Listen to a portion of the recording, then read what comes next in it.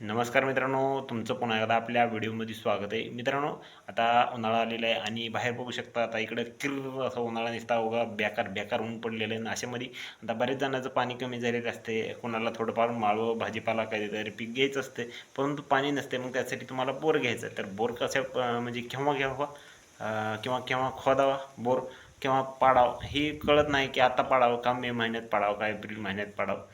तर त्यासाठी मित्रांनो आजचा व्हिडिओ शेवटपर्यंत बघा. आवडल्यास लाईक शेअर आणि आपल्या ह्या चॅनलला सबस्क्राईब करून ठेवा. तर अशीच नवीन तुम्हाला व्हिडिओ रोजची रोज मी एका जागेवर तुम्हाला माहिती सगळी देण्याचा प्रयत्न करेन. तर मित्रांनो काय होते माहिती का की आत्ता सध्या स्थितीला बऱ्याच जागेवर काय असते की जी वरली झरी वाहतूक होणारी असती ती झरी सध्या चालू असते. जसं की वरल्या थरात जे जे पाणी असतं, समजा विहिरीचं पाणी असेल किंवा खशीचं पाणी असेल, तर अशा झऱ्याची आता म्हणजे वाहतूक चालू असते थोड्याफार प्रमाणामध्ये. आणि काय होतं की बोर घ्यायच्या वेळेस मग ती पॉईंट तुटतो, मग वरीच पाणी लागतं, मग माणूस जास्त खाली घेत नाही. आणि खरं पाणी मित्रांनो खाल्लं टिकतं, म्हणजे खोलीला जेवढं पाणी लागतं तुम्हाला 500 400 450 700 आमच्याकडे बोर असतात. आता ज्याच्या त्याच्या भागामध्ये ज्याची त्याची लेवल असते, वर खाली असू शकते बोरची. तर त्या हिशोबानं तुम्ही ते तुमच्या इकडल्या हिशोबानं बोर घ्यायचा बरं का. तर आमच्याकडं 700-800 पण बोर घेतात. खरं तर आमच्याकडं 720 पाणी चांगल्या प्रकारे लागून जातं बरं का. तर त्यासाठी तुम्हाला सांगणं की तुम्ही वरल्या पातळीतलं जे पाणी लागलं तरी पण खाली खोल घ्यायचा प्रयत्न करीत जा बोर.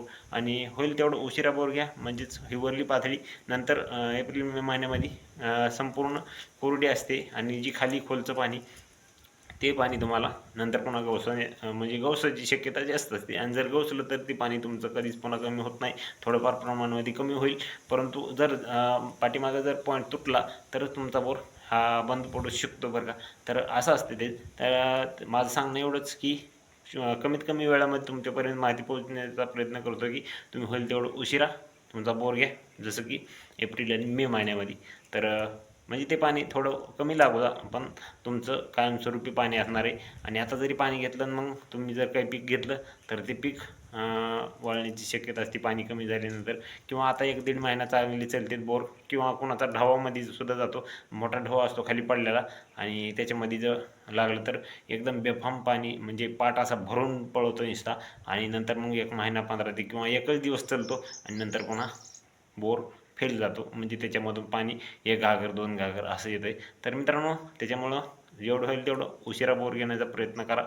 माझं सांगणं आहे, कळकळीची विनंती सगळ्या शेतकऱ्यांना की तुम्ही होईल तेवढं बोर आपला मे महिन्यामध्ये किंवा त्याच्या एप्रिल महिन्यामध्ये 15 तारखेच्या नंतर तुम्ही केव्हा पण बोर घ्या मित्रांनो. हीच माझं सांगणं आहे आजच्या व्हिडिओमधून. असेच व्हिडिओ बघण्यासाठी आपल्या ह्या चॅनलला सबस्क्राईब करून ठेवा. आणि आवडल्यास हा व्हिडिओ आवडला असेल तर लाईक पण करा आणि कमेंट करा तुम्ही व्हिडिओ कुठून बघताय आपला. भेटू दुसऱ्या व्हिडिओमध्ये अशाच महत्त्वपूर्ण माहिती